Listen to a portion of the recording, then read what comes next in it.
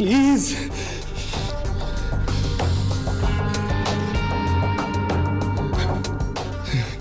দাদা, আমাকে তুমি একদম ফোন করবে না। দাদা দাদা প্লিজ আমার কথা শুনুন, আমার কথা শুনুন। দেখুন আমি কিন্তু কিচ্ছু করিনি, আমার কোনো দোষ নেই। দেখুন আমার ক্যারিয়ার শেষ হয়ে যাবে, প্লিজ। কেরিয়ারের কথা পরে আয়ান, শোনো, এটা প্রমাণ হলে তোমার লাইফটাই শেষ হয়ে যাবে। সামনে ইলেকশন, আমি এখন তোমাকে কোনো রকম হেল্প করতে পারবো না। দাদা প্লিজ লিসেন টু মি, আমার কথা শুনুন। আমি কিন্তু কিছু করিনি।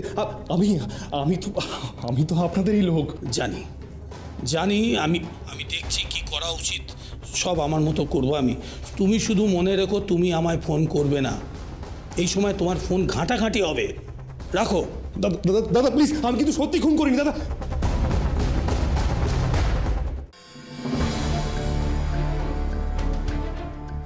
আয়ান ফোনটা রেখে দিল। বিপদের সময় কেউ পাশে থাকে না বলো,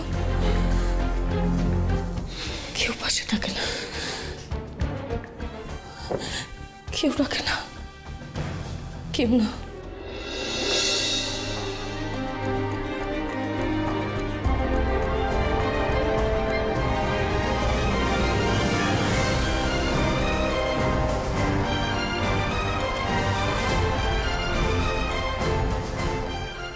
Trust me, Disha.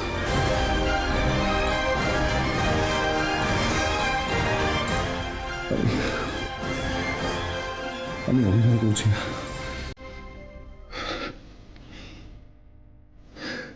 সব শেষ হয়ে যাচ্ছে, সব। আয়ান, আমিও তো তোমার সাথে ভবিষ্যতের স্বপ্ন দেখেছিলাম বলো।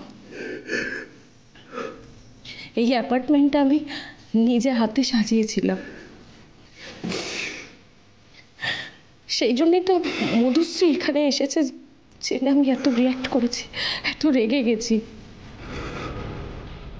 তোমার ভবিষ্যৎ শেষ হয়ে গেলে তোমার সাথে সাথে আমারও শেষ হয়ে যাবে। আমি কিছু করিনি, সত্যি বলছি, কিছু করিনি দিশা।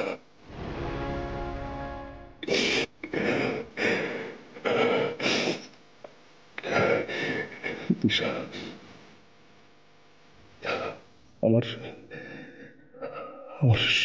শাস্তি হলে হোক, যা হবার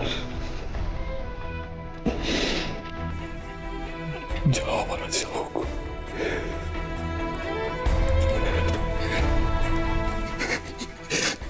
একটা কথা সারা জীবন মনে রেখো দিশা, আমি কিন্তু কখনো তোমাকে মিথ্যে কথা বলিনি। আমি তোমাকে কখনো মিথ্যে কথা বলিনি দিশা।